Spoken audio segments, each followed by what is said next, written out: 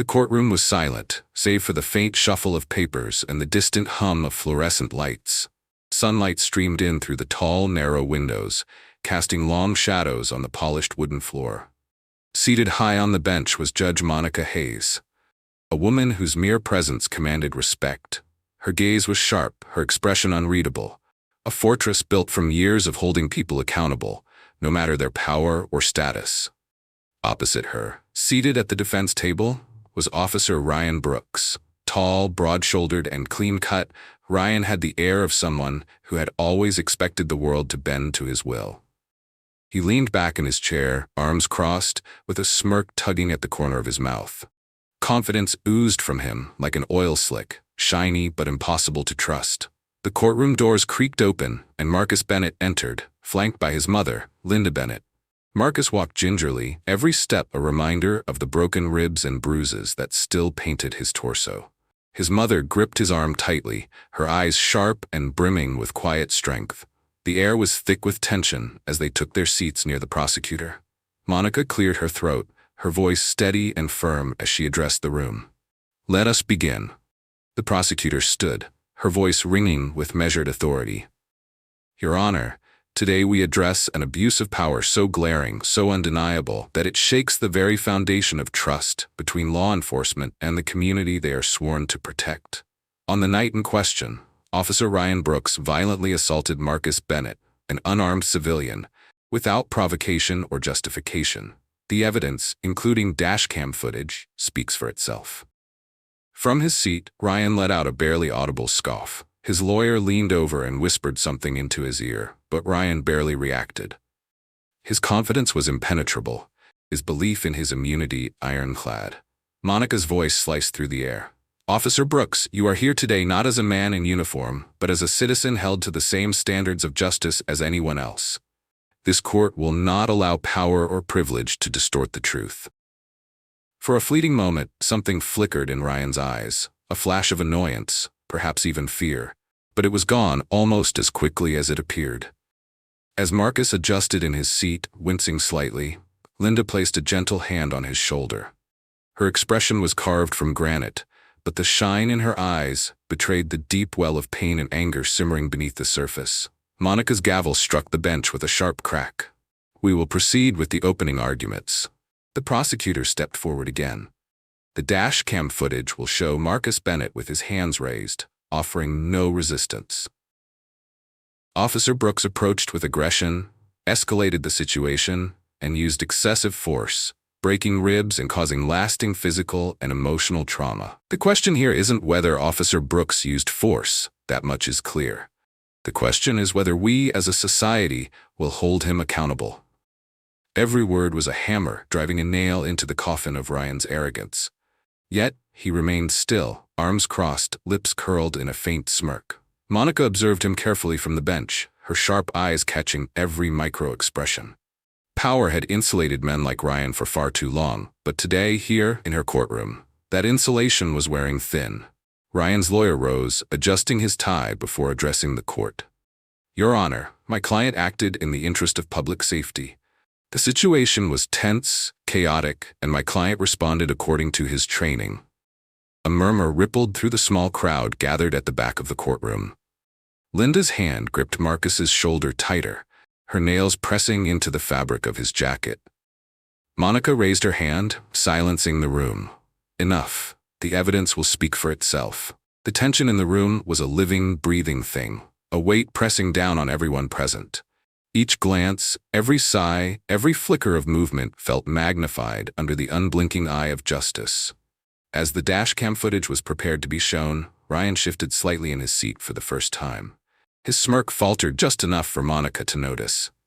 "Officer Brooks," Monica said softly, her voice steady but heavy with meaning, "you are not above the law." For the first time since entering the courtroom, Ryan Brooks had nothing to say. The scene froze in that fragile moment, justice hanging in the balance, truth about to be laid bare, and consequences inching closer with every tick of the clock. And somewhere in the silent expanse of the courtroom, hope flickered, a fragile light in the shadow of unchecked power. The courtroom lights dimmed slightly as the prosecutor approached the screen set up in front of the jury box. The dashcam footage, frozen on the opening frame, showed a blurry street corner lit by harsh fluorescent streetlights. The room grew still, the weight of anticipation pressing against every chest. Judge Monica Hayes leaned forward slightly, her sharp gaze fixed on the screen. Ryan Brooks sat rigid at the defense table, his jaw set tight. For the first time since entering the courtroom, the confidence he wore like armor seemed to crack ever so slightly. "Ladies and gentlemen," the prosecutor began, her voice steady yet tinged with gravity, "what you are about to see is not just evidence. It is a reflection of the consequences of unchecked power." The footage began to play. The grainy video captured Marcus Bennett standing beside his car, hands raised above his head. His voice was muffled but clear enough to convey compliance. "I'm not armed. I'm not resisting." The camera caught Ryan stepping into the frame, his silhouette broad and imposing under the harsh light. His voice cut through the stillness. "Get down. Now." Marcus complied, lowering himself onto his knees with deliberate care. But Ryan didn't wait. In an instant, he lunged forward, grabbed Marcus by the arm, and forced him face first onto the pavement. A sickening crack echoed in the silence of the courtroom. Linda Bennett closed her eyes, clutching the edge of the bench in front of her. Tears welled up, but she held them back, her resolve unshakable. The footage continued. Ryan's knee pressed into Marcus's back, his weight bearing down cruelly. Marcus's muffled voice could be heard again. "I can't breathe. Please." The prosecutor paused the video. The image froze on Marcus's face, contorted in pain, pressed against the unforgiving concrete. The silence in the room was deafening. A juror shifted uncomfortably in his seat. Another dabbed at her eyes with a tissue. The prosecutor turned toward the jury, her voice trembling ever so slightly. "This is not policing. This is not protection. This is violence." Officer Brooks had no reason, no justification for his actions. At the defense table, Ryan's attorney whispered something into his ear again, but Ryan's face remained stone cold, his gaze fixed on the frozen image of Marcus on the screen. Judge Monica Hayes spoke, her voice low but firm. "Officer Brooks, this court expects an answer, an explanation. Do you have anything to say?" Ryan hesitated. For the first time, his arrogance faltered. His lips parted slightly, but no words came. Linda's quiet voice broke through the silence. "He doesn't have an explanation, Your Honor. Because there isn't one." The courtroom felt heavy, like the air itself was thick with the weight of unspoken truths. Monica's gaze softened as she looked at Linda. "Mrs. Bennett, I understand your pain, and I assure you, this court will see this matter through with justice as its guide." Linda nodded, her eyes glistening with unshed tears. As the prosecutor continued to present additional evidence, medical reports, eyewitness statements, and further footage, the collective weight of Ryan's actions became impossible to ignore. Each piece of evidence chipped away at the wall of indifference he had built around himself. But still, he remained silent. In the back of the courtroom, a young man whispered to his friend, "This isn't right. How did we get here?" That question lingered in the air, unspoken yet felt by everyone present. When the lights came back on and the screen was rolled away, Monica leaned back in her chair. Her voice cut through the stillness like a scalpel. "This court has now seen the evidence. Officer Brooks, the truth is plain to see, but truth alone is not enough. It must be followed by accountability." Ryan shifted in his seat again, his hands gripping the edges of the table. For a moment, he looked smaller somehow, as if the weight of his actions was beginning to press down on him. The session adjourned for the day, and as people began to file out of the courtroom, Marcus stood slowly with the help of his mother. "We're still here, Marcus. We're still standing." As Ryan walked out, escorted by his attorney, his smirk was gone. In its place was something else, something raw and uncertain. The heavy doors of the courtroom closed behind them, but the echoes of truth, pain, and accountability lingered in the empty space. The courtroom buzzed faintly as people settled back into their seats. The air was thick with unspoken emotions: grief, anger, and something fragile but persistent: hope. At the center of it all stood Linda Bennett, a mother whose heart carried the weight of her son's pain. She approached the witness stand with slow, deliberate steps. Her heels clicked softly against the polished wooden floor, echoing in the silence. Judge Monica Hayes gave her a gentle nod, her expression softening slightly as Linda raised her hand and took the oath. The prosecutor stepped forward, her voice calm but firm. "Mrs. Bennett, thank you for being here today.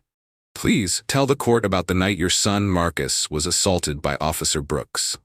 Linda cleared her throat and adjusted the microphone in front of her. Her voice was steady, but there was a tremor in her hands. She glanced briefly at her son, Marcus Bennett, sitting quietly in the front row. His eyes met hers, and for a brief moment the strength they shared passed silently between them. "It was late," Linda began, her voice soft but clear. "Marcus had gone out to pick up some groceries for me. He called me right before it happened, said he was on his way home. That was the last normal conversation we had." She paused, swallowing hard, as she relived the memory. The courtroom was so still it felt like even the air had stopped moving. "The next call I got was from the hospital," Linda continued, her voice cracking slightly. "They told me my son had been injured. Broken ribs, bruises everywhere. They said he had trouble breathing because of the pressure, the weight that was put on him." Ryan Brooks sat motionless at the defense table, his gaze fixed on the table in front of him. His lawyer shifted uncomfortably but said nothing. Linda's voice grew stronger, her grief giving way to righteous anger. "Marcus isn't a criminal. He isn't dangerous. He's my son, a good son. He helps his neighbors, he volunteers at the community center, and he takes care of me when my arthritis flares up. And yet, that night, he was treated like he was worth nothing." A ripple of emotion spread through the courtroom. A juror wiped away a tear, and someone in the gallery stifled a sob. "Officer Brooks," Linda said, turning her gaze directly toward Ryan for the first time, her voice steady and sharp. "You didn't just hurt my son that night. You broke something in our community. You took away a sense of safety that we may never get back." Ryan's eyes flickered up briefly to meet hers before he looked away again. His usual confidence was noticeably absent now, replaced by something murky, something resembling shame. Judge Monica Hayes leaned forward slightly, her voice measured. "Mrs. Bennett, your words are deeply felt by everyone in this room. Is there anything else you'd like to say to this court?" Linda inhaled deeply, her voice softer now, but still carrying an unshakable strength. "I want justice. Not just for Marcus, but for every mother who's had to get that phone call. For every family who's had to sit in a hospital room, wondering if their child would ever walk or breathe without pain again. I want Officer Brooks to understand what he's done, not just to my son, but to himself." The silence that followed was almost sacred. For a brief moment, it felt as though Linda's words had carved out space in the air itself, leaving behind something raw and unmovable. The prosecutor gave Linda a small nod before saying, "Thank you, Mrs. Bennett." "No further questions." Linda rose slowly from the witness stand and walked back to her seat beside Marcus. She took his hand in hers and squeezed it tightly. Judge Monica Hayes addressed the courtroom, her voice firm but tinged with emotion. "This court acknowledges the courage and strength it takes to speak truth in moments like this. Mrs. Bennett, your voice has been heard, and it will not be forgotten." As the session adjourned for a brief recess, Ryan remained seated at the defense table. His shoulders were slumped, and his hands trembled slightly as they rested on the polished wood surface. In that moment, something had shifted. The weight of Linda Bennett's words hung heavy in the air, pressing down on everyone, most of all, on Ryan Brooks. The courtroom settled back into a tense silence as Ryan Brooks stood and approached the witness stand. His polished shoes echoed across the floor, each step deliberate, calculated. His uniform, crisp, starched, and adorned with a badge gleaming under the fluorescent lights, felt less like a symbol of authority and more like a brittle shield against the weight of truth. Judge Monica Hayes watched him carefully, her piercing eyes following his every movement. Ryan hesitated before sitting down, adjusting his tie with a nervous tug. The same arrogance that had once defined his posture now looked forced, like a mask he was struggling to keep in place. His lawyer rose and walked to the center of the room, clearing his throat. "Officer Brooks, please, tell the court what was going through your mind that night. Why did you act as you did?" Ryan leaned forward, gripping the edges of the stand so tightly that his knuckles turned white. His voice was steady at first, but it carried an edge of uncertainty. "I was following protocol," he began. "It was late. The area is known for crime. I saw Marcus Bennett acting suspiciously, lurking near his car. I had no way of knowing if he was armed or dangerous. From the front row, Marcus Bennett shifted in his seat, his expression a mixture of disbelief and quiet anger. His mother, Linda Bennett, placed a hand on his knee, grounding him in the moment. The prosecutor stood abruptly. "Officer Brooks, are you telling this court that an unarmed man, kneeling with his hands raised, posed such an immediate threat that you felt justified in using excessive force?" Ryan hesitated, his mouth slightly open, searching for the right words. It's not that simple. In the heat of the moment, things escalate. I was trying to control the situation."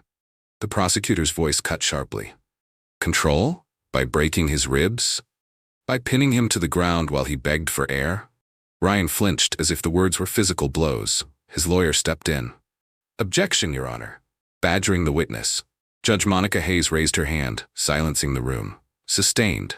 Counselor, rephrase your question." The prosecutor nodded, her tone softening, but her resolve unshaken. "Officer Brooks, do you believe Marcus Bennett was a threat to you that night?" Ryan paused. His lips parted, but no sound came out. For a brief moment, the courtroom held its breath. "No," he finally admitted, his voice barely above a whisper. "He wasn't a threat." A collective gasp rippled through the room. Even Ryan's lawyer seemed taken aback by the confession. Linda Bennett's eyes welled with tears, and Marcus stared straight ahead, his expression frozen in quiet shock. The prosecutor pressed forward. "Then why, Officer Brooks? Why did you do it?"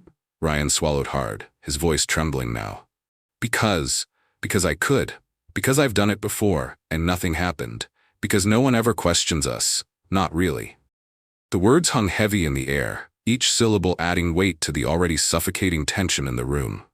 Ryan's shoulders slumped, and he looked down at his hands, as if seeing them for the first time. Judge Monica Hayes leaned forward, her voice low but clear. "Officer Brooks, do you understand what you've just admitted?" Ryan nodded slowly, his voice cracking as he spoke. "Yes, Your Honor, I do." For a long moment, no one spoke. The weight of Ryan's confession pressed down on every corner of the room, wrapping itself around every person present.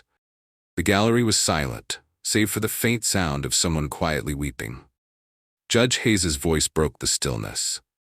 "This court will not tolerate abuses of power under the guise of authority. Officer Brooks, you've spoken your truth today, but truth without accountability means nothing." Ryan nodded again, his eyes glistening with unshed tears. Whatever confidence he had walked into that courtroom with was now gone, replaced by something fragile and unfamiliar: regret. The session adjourned for the day. As people began to rise from their seats, Ryan remained frozen in place, staring at his hands as if trying to wash away something that would never truly come clean. In the back of the room, Marcus stood, his mother at his side. Linda looked over at Ryan one last time, her gaze steady, filled with a mixture of sorrow and resolve. As they walked out together, Marcus whispered, "He said it, Mom. He admitted it." Linda squeezed his hand tightly. "It's a start, son. It's a start." The courtroom was still heavy with the weight of Ryan Brooks's confession. His words, "Because I could, because no one ever questions us, not really," lingered in the minds of everyone present like ink spilled across the pages of justice. The gallery remained silent, faces etched with a mixture of disbelief, sadness, and quiet anger. At the bench, Judge Monica Hayes sat motionless. Her hands rested on the polished wood, her gavel nearby.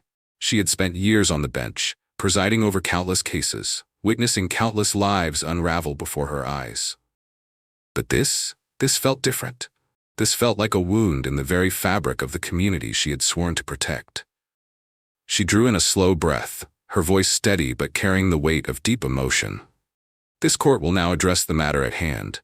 Officer Ryan Brooks, your confession has laid bare a painful truth, one that extends far beyond this courtroom." Ryan didn't look up. His gaze remained fixed on his trembling hands. Monica's voice softened slightly, but it carried a sharp edge of disappointment. "You had power.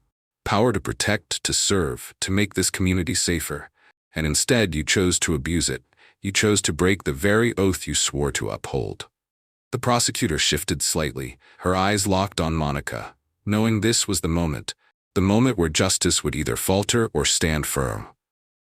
"Officer Brooks," Monica continued, her tone unwavering, The badge you wore was not meant to shield you from accountability. It was not meant to serve as armor against the consequences of your actions. It was meant to represent trust, sacrifice, and integrity. And yet, with one decision, one violent, unjustified act, you shattered that trust. Ryan's lawyer leaned closer to him, whispering something in his ear, but Ryan only shook his head faintly. The bravado he had carried into the courtroom on the first day was now a hollow shell. Monica turned her attention briefly to Marcus Bennett and Linda Bennett in the front row. Linda's face was streaked with silent tears, and Marcus sat stiffly, his eyes locked on the judge. "To the Bennetts," Monica said softly, her voice carrying across the silent room. "This court sees you. It sees your pain, your courage, and your resilience. No ruling, no verdict, no punishment can erase what happened to Marcus that night. But justice, when carried out with integrity, can serve as a step toward healing, toward hope." The room felt impossibly still, every breath held, every movement suspended in time. Monica turned her attention back to Ryan. "Officer Brooks, this court demands not only accountability but reflection. Redemption is not owed, it is earned. And it begins with a choice to face your actions, to confront the harm you've caused, and to commit yourself to change, not for appearances, but for genuine growth." Ryan's lips trembled slightly as he nodded once, almost imperceptibly. Monica glanced at the jury, their faces pale and their eyes heavy with the weight of responsibility. "This case is about more than one night. It's about the systems we uphold, the power we bestow, and the accountability we demand. It's about whether justice is something we speak about in lofty ideals or something we enforce with unwavering courage." She paused, letting the gravity of her words settle over the room. "Let history show that this courtroom did not flinch in the face of power. Let it show that we stood firm, not for retribution, but for justice." The prosecutor lowered her head slightly, a silent acknowledgement of Monica's words. In the back of the courtroom, a young man whispered to the person beside him, "She's right. This can't just end here." Monica took a deep breath, her eyes softening just slightly as she looked at Ryan one last time. "Officer Brooks, you will face the consequences of your actions. But I hope, truly hope, that one day you'll understand the depth of the harm you've caused and the power you had to prevent it." She lifted her gavel. The sharp crack echoed through the room, final and unyielding. "Court is adjourned until tomorrow." As the courtroom began to empty, people shuffled out in quiet murmurs. Marcus and Linda stayed seated for a moment longer, their hands still clasped together. "Do you think he meant it, Mom?" Marcus asked softly. Linda's voice was steady, though her eyes glistened with fresh tears. "I don't know, son, but Judge Hayes is right. It starts with a choice." At the defense table, Ryan remained seated long after most people had left. His lawyer packed away papers, but Ryan just sat there, staring at the empty witness stand, his face etched with something that looked a lot like regret. Outside the courthouse, the sun had begun to set, casting long shadows across the steps. A crowd had gathered, community members, activists, and reporters, all waiting, all watching. But somewhere in that crowd, amidst the weight of expectation and the ache of long-held grief, hope flickered. A fragile ember, but an ember nonetheless. The cold wind bit at Ryan Brooks's face as he stepped out of his car and stared at the aging brick facade of the Westbridge Community Center. The sign above the entrance was faded but carried weight, a place for healing, learning, and growth. He tightened his grip on the folder in his hand, a court-ordered community service assignment. His badge, once polished and gleaming, was absent from his chest. Inside, the hum of activity buzzed in the air, children laughing in the playroom, volunteers bustling in the kitchen, and low murmurs of conversation in the meeting rooms. Everything felt warm, alive. A stark contrast to the sterile, controlled environment of the courtroom, where his carefully constructed world had begun to crumble. "Are you going to stand there all day, or are you coming in?" The voice belonged to Sam Carter, a wiry man in his 60s with a salt-and-pepper beard and sharp, observant eyes.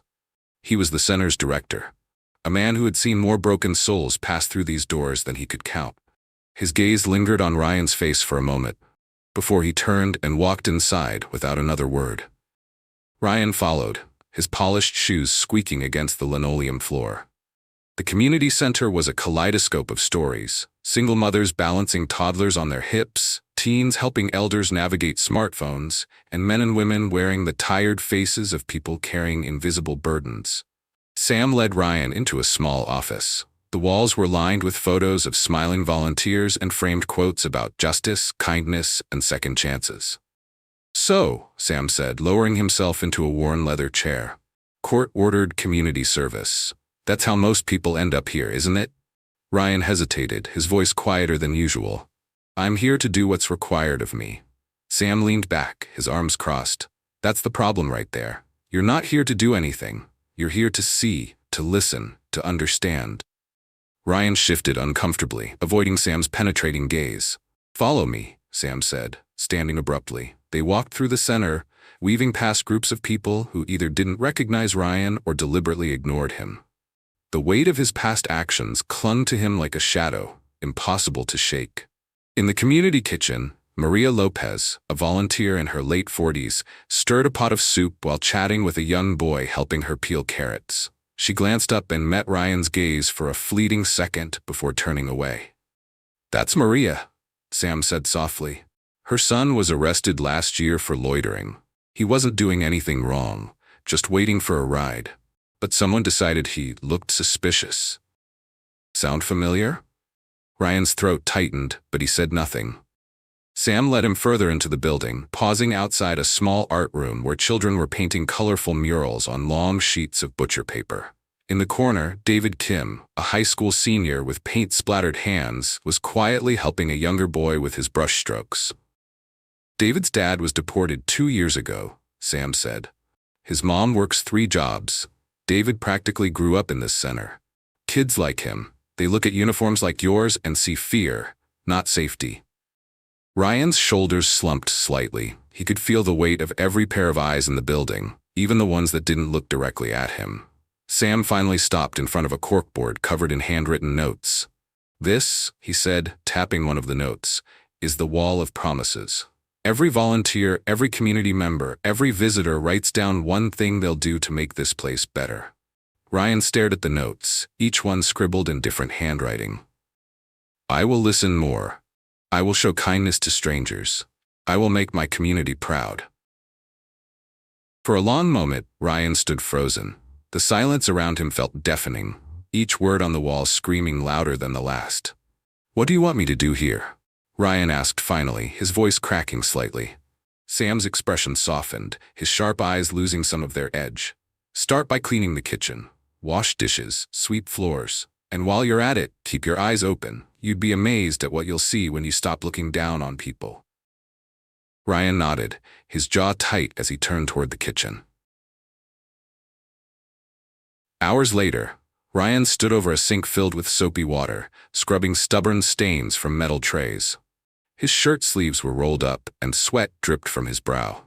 Volunteers moved around him, chatting and laughing. No one spoke to him directly, but every now and then, he caught snippets of their conversations. "Do you think people like him can change?" one voice asked softly. "Everyone can change," another replied, "but only if they want to." Those words echoed in Ryan's mind long after the center had emptied for the evening. He sat alone in the dimly lit kitchen, staring at his reflection in the window above the sink. His face looked different somehow, older, more fragile. The door creaked open, and Sam stepped inside, his hands in his pockets. "You stayed late," Sam said. Ryan didn't turn around. "I didn't want to leave yet." Sam nodded. "Good. Tomorrow's another day. Same time, same place." As Ryan walked to his car in the cold night air, he glanced back at the center one last time. Through the windows, he could still see the faint glow of the mural room and the corkboard filled with promises. For the first time in years, Ryan felt something unfamiliar stir in his chest, something heavy but warm. Regret, responsibility, and maybe, just maybe, the faintest spark of hope. The late afternoon sun poured through the windows of the Westbridge Community Center, casting long golden beams across the worn linoleum floor. Ryan Brooks sat at a scuffed wooden table in the corner of the common area, his hands wrapped around a chipped coffee mug. He had been coming here every day for 2 weeks now, washing dishes, sweeping floors, and staying mostly invisible. But invisibility could only last so long in a place where every face told a story. The door swung open, and Marcus Bennett stepped inside, his mother, Linda Bennett, close behind. Marcus walked with careful movements, still guarding his ribs from lingering pain. His eyes swept across the room and landed on Ryan. For a moment, time seemed to stretch. Their gazes locked, one carrying the weight of guilt, the other carrying the weight of pain. "Marcus," Sam's voice broke the silence as he approached them, hands shoved into his pockets. "It's good to see you here." "Linda, welcome back." "Thank you, Sam," Linda said softly, her eyes never leaving Ryan. Marcus, however, didn't move. His body was rigid, his breathing shallow. "What's he doing here?" he asked, his voice low but sharp. Sam hesitated, glancing at Ryan before turning back to Marcus. "He's here because the court ordered him to be." "But Marcus? He's also here because he's stayed." Marcus let out a bitter laugh, sharp and humorless. "Stayed? Like that's supposed to mean something? You think wiping tables and washing dishes makes up for what he did to me?" The room grew uncomfortably quiet. Ryan opened his mouth as if to speak, but then closed it again. Linda stepped forward, her voice steady and firm. "Sam, can we have a moment?" Sam nodded and gestured for the nearby volunteers to clear the room. One by one, people slipped out, leaving Marcus, Linda, and Ryan standing in a triangle of raw emotion. Marcus took a step closer to Ryan, his fists clenched at his sides. "Look at me," he said sharply. Ryan lifted his head slowly, his blue eyes clouded with regret and something deeper, shame. "You did this," Marcus continued, his voice trembling. "You pinned me down, you broke my ribs, you made me feel like my life didn't matter." Ryan's voice cracked as he spoke. "I know." "No, you don't know," Marcus snapped. "You don't know what it's like to wake up in the middle of the night, gasping for air because you still feel someone's knee on your back. You don't know what it's like to walk down the street and flinch every time you see a patrol car." Ryan's hands trembled as he set down his coffee mug. "You're right. I don't know. I can't know." Marcus's breath hitched, and for a moment, his anger seemed to waver. Linda reached out and gently touched her son's arm, grounding him. Ryan continued, his voice low but steady. "I can't change what I did to you, Marcus. I can't undo that night, and I can't erase the fear I put in you or your mother. But I swear to you, I'm trying to understand. I'm trying to be better. And if it takes every day for the rest of my life to earn back even a sliver of your forgiveness, I'll do it." The room was silent, except for the faint hum of an old ceiling fan. Marcus's face was tight with emotion, his shoulders shaking slightly as he spoke. "Do you know what hurt the most that night? It wasn't the ribs, it wasn't the pavement, it was looking into your face and realizing you didn't see me as a person. You saw me as something else, something less." Ryan's chest heaved as he absorbed Marcus's words. He nodded slowly, his voice breaking. "I was wrong. I was so wrong, Marcus. And I'm sorry. God, I'm so sorry." For a moment, neither of them spoke. The silence wasn't empty. It was heavy, dense with decades of history, systemic scars, and personal wounds. Linda finally stepped forward, her voice calm but edged with exhaustion. "Apologizing isn't enough, Officer Brooks. Words are just words unless they're backed by change. You want to show us you're sorry? Then show us through your actions, not just here, but out there." Ryan nodded, his gaze steady. "I will, I promise." Marcus exhaled a shaky breath, his fists slowly unclenching. "I don't know if I'll ever forgive you, but I'll try. For my own peace, I'll try." Linda reached for her son's hand, and together they turned toward the door. Before walking out, Marcus paused and glanced back over his shoulder at Ryan. "Don't waste this chance," he said softly. The door closed behind them, leaving Ryan alone in the silent room. He sat down heavily in one of the chairs, his hands covering his face. For the first time since stepping into the community center, Ryan allowed himself to cry, not from self-pity, but from the crushing weight of realization. Sam stepped back into the room after a while, his expression softer than before. "That's the hard part, Brooks. Facing them, listening to them. But it's also where change begins." Ryan nodded, his voice hoarse. "I don't deserve forgiveness." Sam placed a hand on his shoulder. "None of us do, but we can still try to earn it." Outside, the sun had dipped below the horizon, leaving the sky painted in hues of purple and orange. The community center glowed warmly from the inside, a beacon of hope in the dimming light. And somewhere deep within Ryan Brooks, amidst the guilt, the shame, and the broken pieces of his pride, a fragile seed had been planted. A seed of redemption. The days at Westbridge Community Center began to blur together for Ryan Brooks. Morning shifts bled into afternoon responsibilities, and exhaustion became a familiar companion. Yet, despite the ache in his back and the constant gnaw of guilt in his chest, Ryan showed up every day, on time, with his sleeves rolled up, ready to work. He learned quickly that the community center wasn't just a place, it was a lifeline. Each corner of the building held a different story. In the kitchen, he saw Maria Lopez preparing meals for families who relied on the center for their only hot meal of the day. In the library, David Kim tutored children struggling with homework. In the art room, murals told stories of resilience, painted in bright, hopeful colors. But Ryan wasn't part of those stories, not yet. He was still on the periphery, a ghost moving through the halls, earning polite nods, but never full trust. One chilly afternoon, Sam Carter approached Ryan as he mopped the floor near the entrance.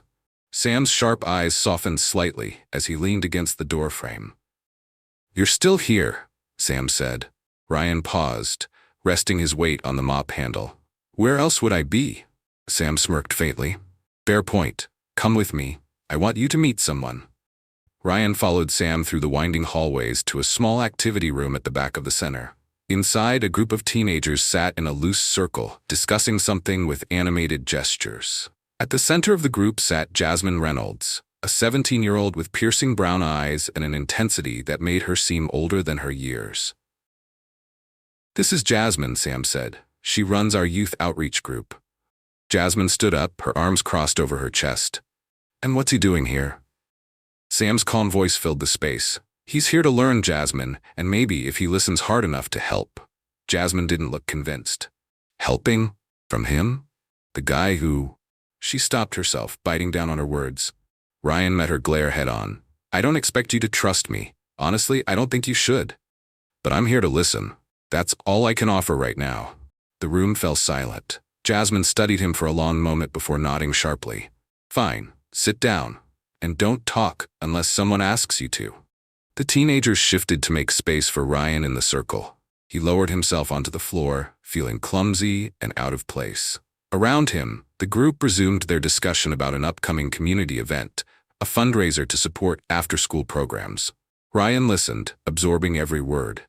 He noticed how Jasmine spoke with authority and compassion, how the other teens leaned in when she talked. There was power in her voice. The kind of power that came from lived experience, not a badge. After the meeting, Jasmine stayed behind as the others trickled out. She lingered by the whiteboard, erasing notes with deliberate care. Ryan stood awkwardly by the doorway, unsure if he should leave.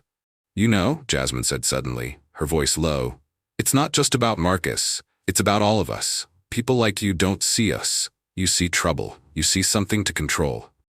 Ryan's throat tightened. "I know, and I wish I could go back and, I don't know, unsee the world the way I used to."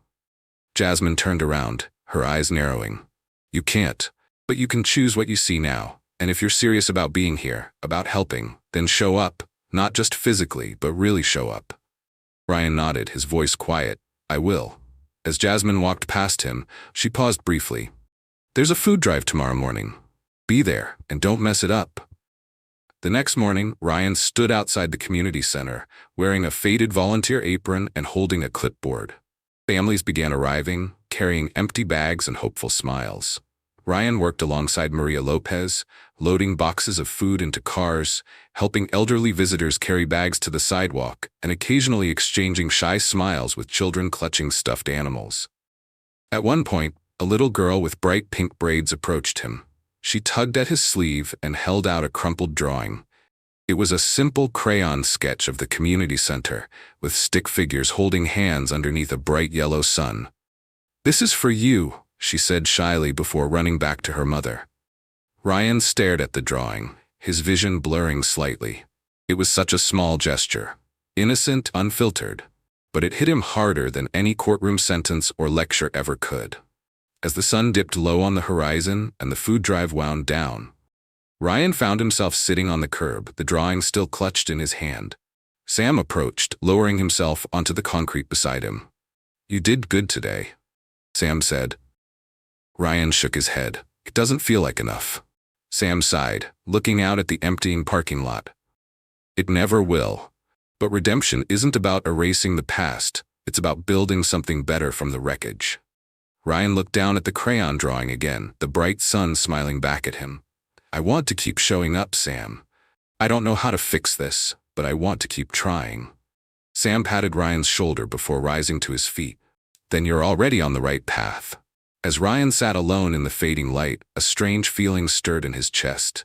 Not relief, not forgiveness, but a fragile kind of hope. It was small, delicate, but it was there. The Westbridge Community Center was quiet in the late evening. The fluorescent lights buzzed faintly, casting a sterile glow over the empty hallways. Ryan Brooks stood in the storage room, stacking boxes of canned goods onto metal shelves. His shoulders ached and his shirt clung to his back with sweat. But the physical exhaustion was nothing compared to the weight he carried in his chest, a relentless, gnawing guilt that refused to fade. Through the thin walls he could hear faint laughter coming from the art room. Kids were still painting, their voices light and unburdened. It was a sound Ryan couldn't reconcile with himself, not when he knew how easily he had stolen moments like those from people like Marcus Bennett. Hey! The voice startled him. Ryan turned to see Jasmine Reynolds standing in the doorway, her arms crossed, a backpack slung over one shoulder. Her sharp eyes scanned him, her expression unreadable. You missed the meeting tonight, she said flatly. Ryan sighed, wiping his hands on his apron. Yeah, I lost track of time. Jasmine stepped into the room, her boots clicking softly against the floor. Look, I don't care how many floors you mop or how many boxes you stack. That's not why you're here, is it? Ryan froze, the weight of her words pinning him in place. You think scrubbing floors makes up for what you did? Jasmine continued, her voice rising slightly.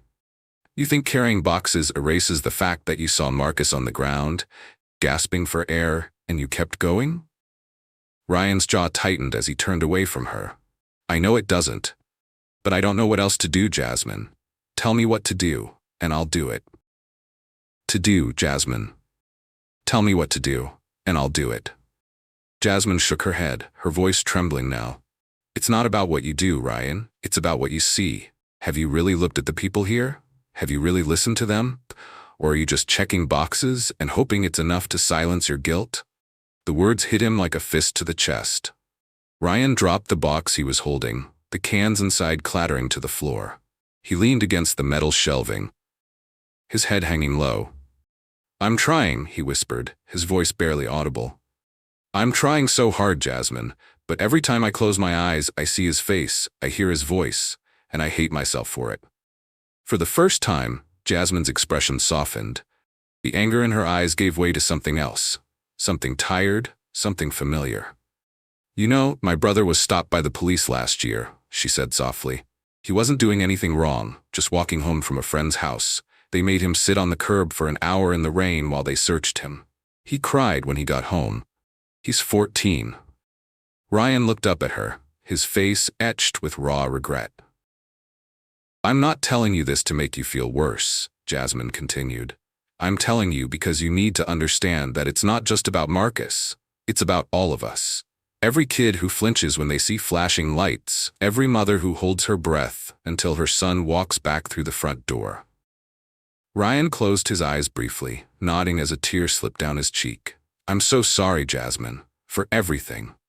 Jasmine studied him for a long moment before she spoke again, her voice quiet but steady. You want to fix this, Ryan? Start by showing up, not just here, but out there. Start by speaking up when it's hard, by standing up when it's uncomfortable. Because if you can't do that, then all of this, it's just noise. She turned and walked away, her backpack slung low over one shoulder. Her parting words lingered in the air long after she was gone. That night, Ryan sat alone in the community center's small break room. The hum of the vending machine filled the silence as he stared down at the crumpled drawing the little girl had given him. A bright yellow sun, smiling figures holding hands. His hands shook as he smoothed out the paper, his chest tight with emotion. The door creaked open, and Sam Carter stepped inside. He paused when he saw Ryan's face, tear-streaked and pale.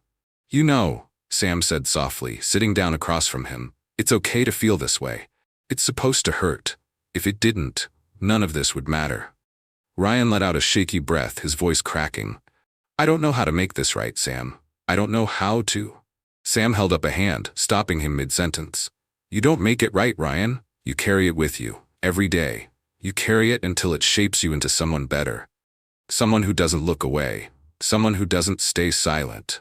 Ryan nodded slowly, his shoulders shaking under the weight of Sam's words. Tomorrow's another day, Sam continued. Another chance to show up.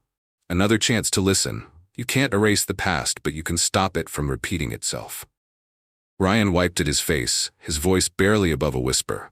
I'll be here, Sam. I'll keep showing up. Sam patted Ryan's shoulder before rising to his feet. Then you've already taken the hardest step. As the door closed behind Sam, Ryan leaned back in his chair, clutching the crayon drawing to his chest. Outside, the night was dark and still, but the faintest glow from the streetlights painted soft halos on the pavement. For the first time, Ryan felt something stir deep inside him. A fragile flicker of purpose, a faint light cutting through the darkness he had carried for so long. The morning sun filtered through the large glass windows of the Westbridge Community Center, casting golden light over tables stacked with canned goods, art supplies, and piles of paperwork. The hum of activity filled the air.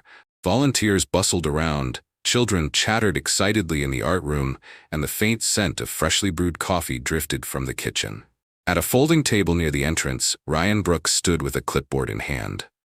His sleeves were rolled up, and his hands, once so accustomed to gripping a badge and baton, now carefully checked inventory lists and organized supplies. It wasn't glamorous work, but it was necessary, and for Ryan, it was a small act of penance. Sam Carter walked over, his wiry frame carrying a quiet authority. You're early, he said with a faint smile. Ryan nodded, his voice steady but quiet. I couldn't sleep. Figured I'd get started. Sam studied him for a moment, then gave a small nod of approval.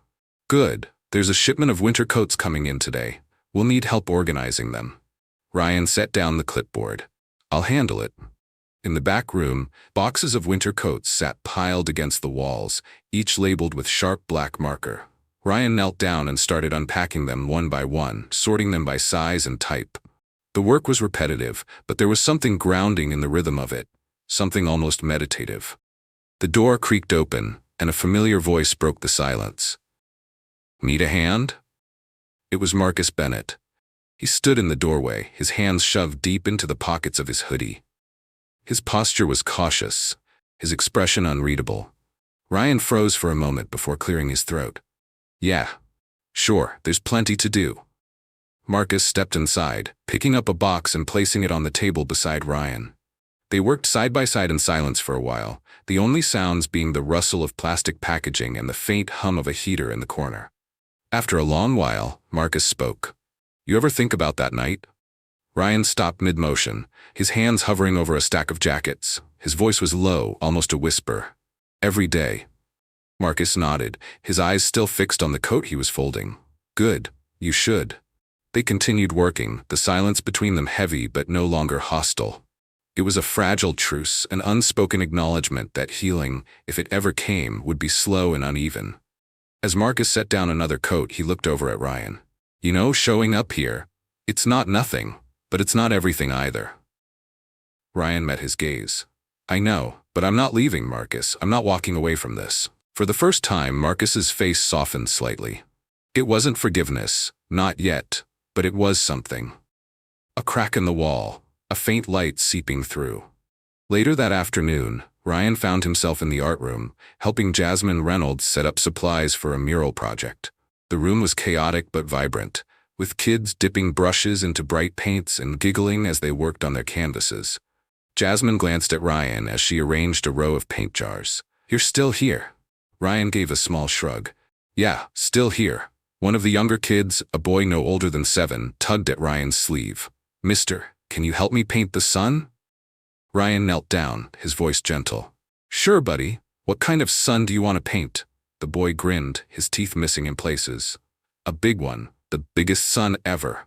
As Ryan guided the boy's hand across the canvas, creating long yellow streaks of light, Jasmine watched silently from across the room. Her sharp edges seemed to soften slightly, as she saw Ryan focused on something so small, yet so significant. As the sun dipped below the horizon, casting long purple shadows across the community center parking lot, Ryan stood outside leaning against the wall. The day had been long, but it felt different. Less like punishment, more like purpose. Sam joined him, hands in his pockets, as he surveyed the parking lot. "You did good today, Brooks." Ryan let out a slow breath. "It doesn't feel like enough." "It won't," Sam replied softly. "But that's the point. Redemption isn't about wiping the slate clean. It's about carrying the weight of it every single day. And still showing up." Ryan's gaze fell to the ground, his voice low. "What if I mess up again, Sam? What if I can't keep this up?" Sam turned to face him, his voice firm but kind. "Then you own it, and you keep going. The only way to fail is to stop trying." The faint sound of laughter drifted from inside the building. The warmth of the community center glowed softly against the encroaching night. Ryan nodded, his shoulders squaring slightly. "I'll be here tomorrow." Sam clapped him lightly on the shoulder. "Good. We'll see you then." As Ryan walked to his car, he paused for a moment to look back at the building. Through one of the windows, he could see Marcus sitting with a group of kids, helping them fold paper cranes.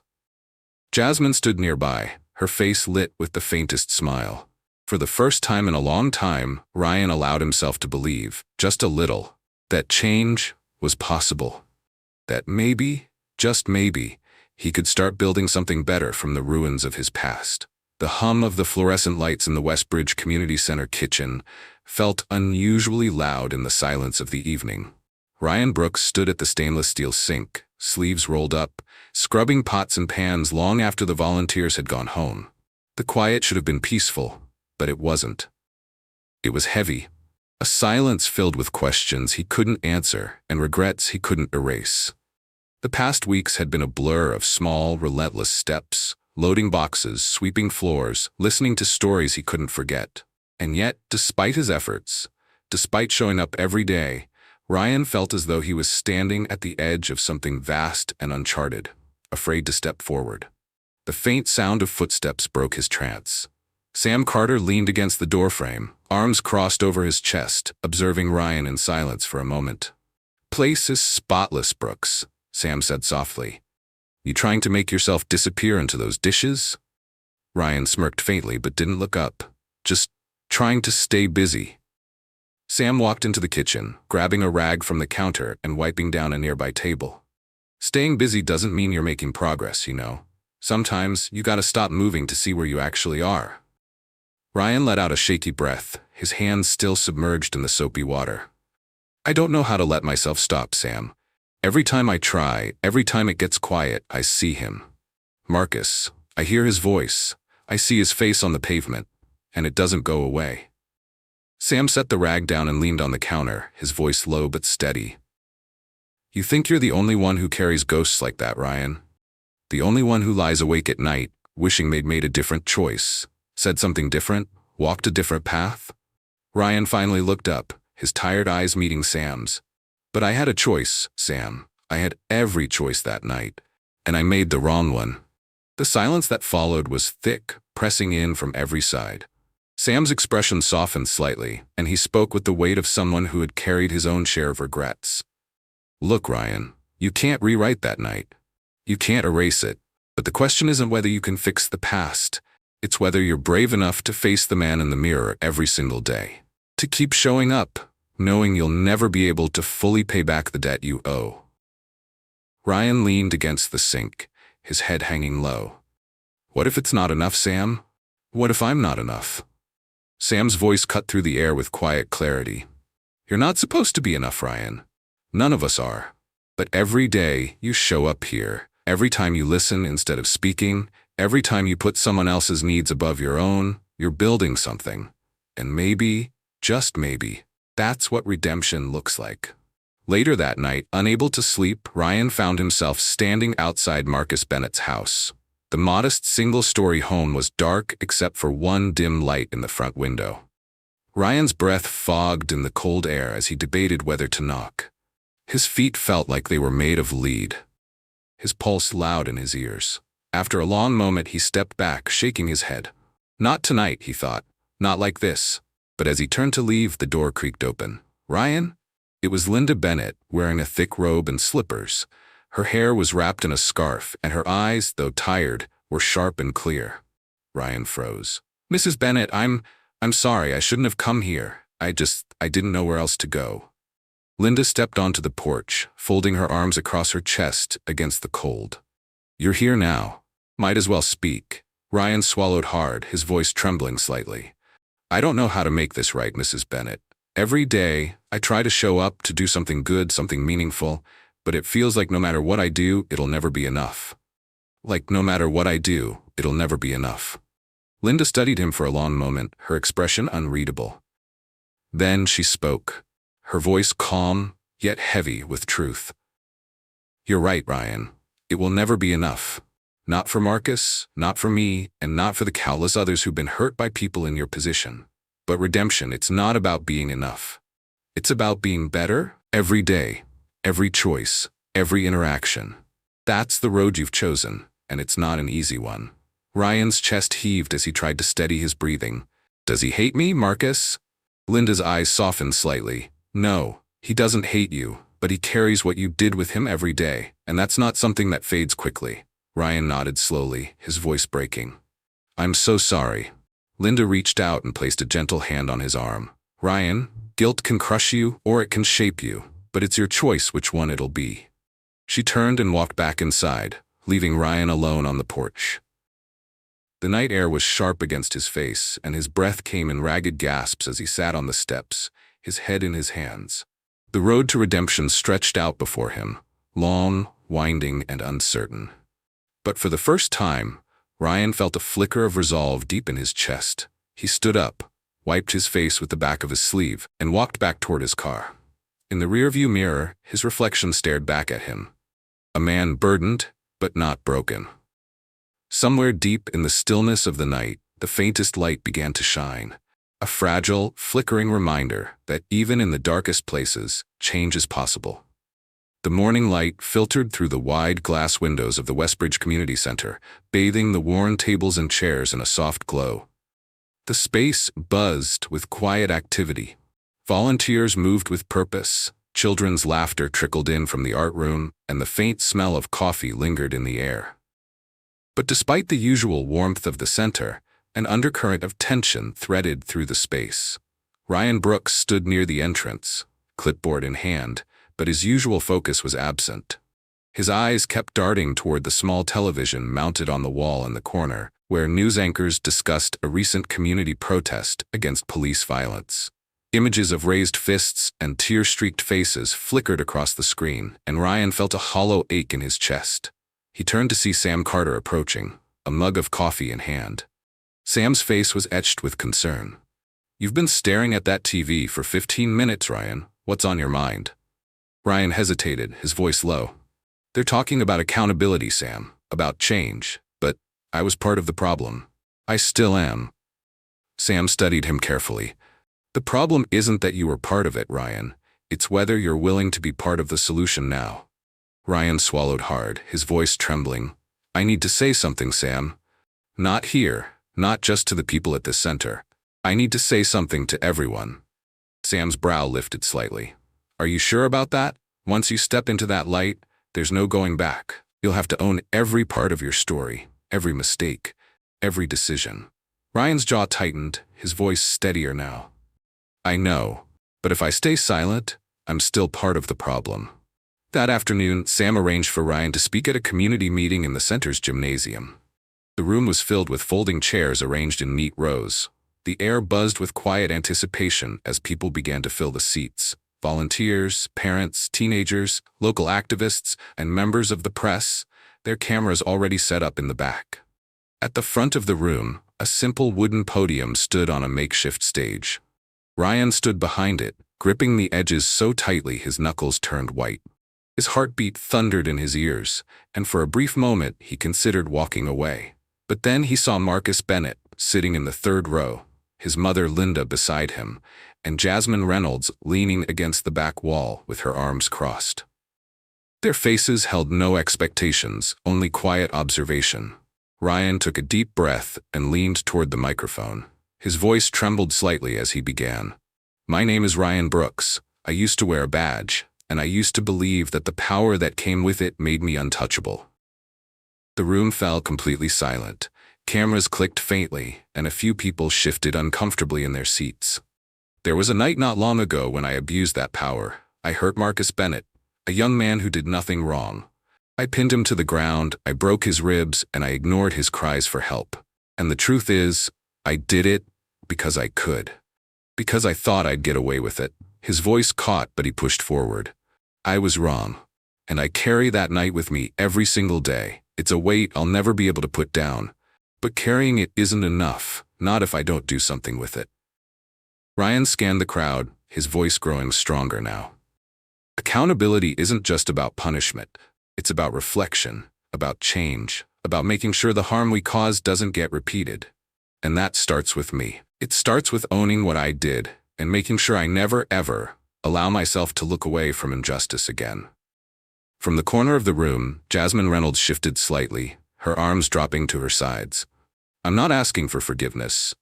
I know I may never deserve it, but I am asking for the chance to keep showing up, to keep listening, and to keep working alongside this community to make things right, not just here in this building, but out there in the world."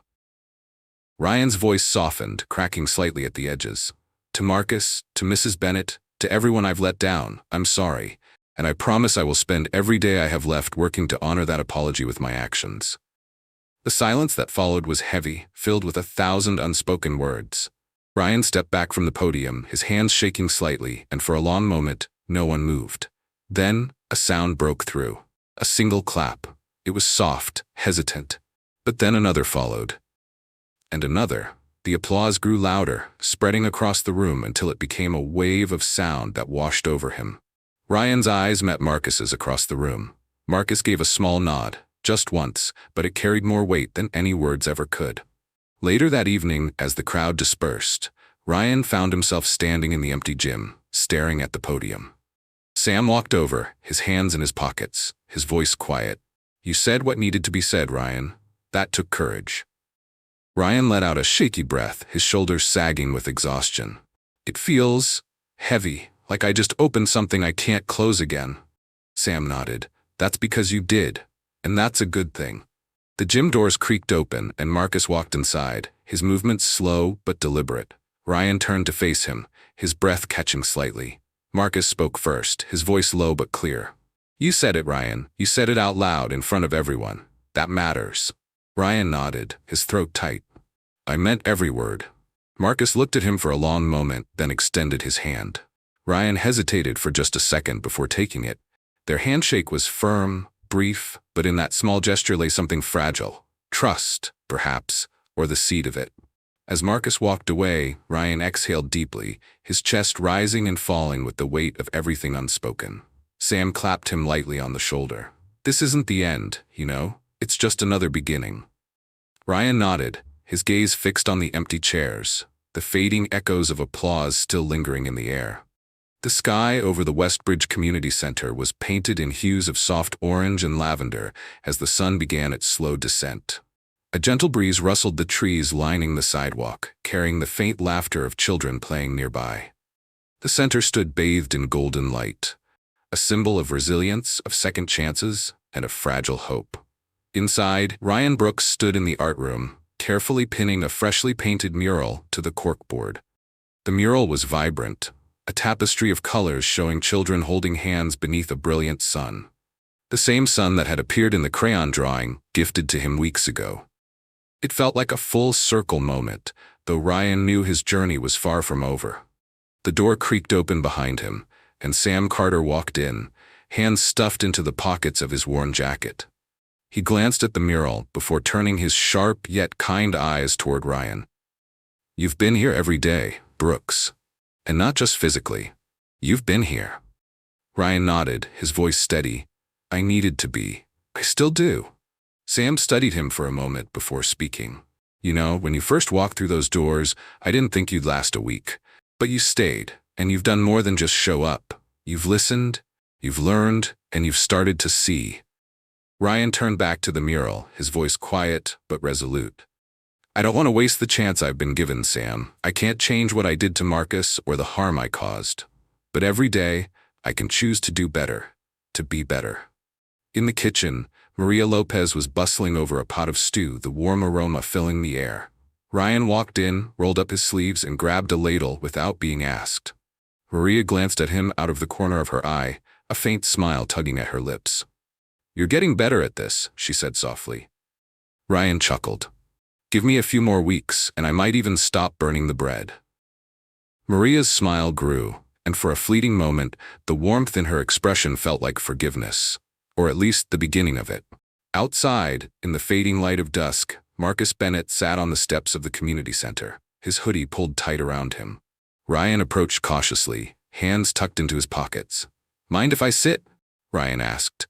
Marcus shrugged. "It's a free country."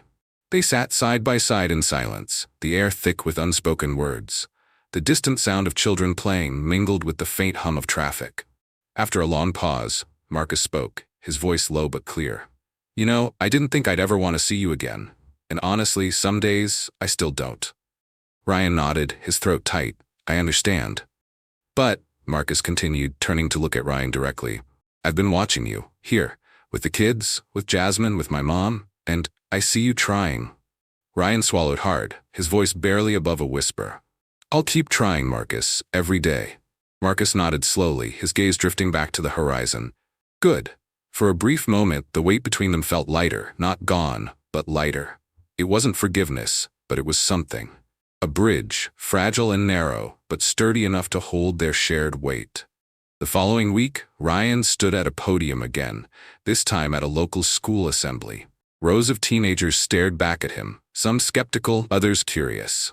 Jasmine stood off to the side, arms crossed but with a small nod of encouragement. Ryan took a deep breath and began.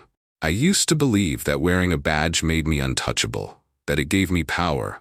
But what I didn't understand was that power isn't about control. It's about responsibility." He paused, letting the words settle over the crowd. "I made choices, terrible choices, that hurt people, people like Marcus Bennett. And while I can't take back what I did, I can make sure I never repeat those mistakes. And more importantly, I can make sure other people don't either." The silence in the room felt heavy, but not hostile. Jasmine caught his eye and gave him a small nod.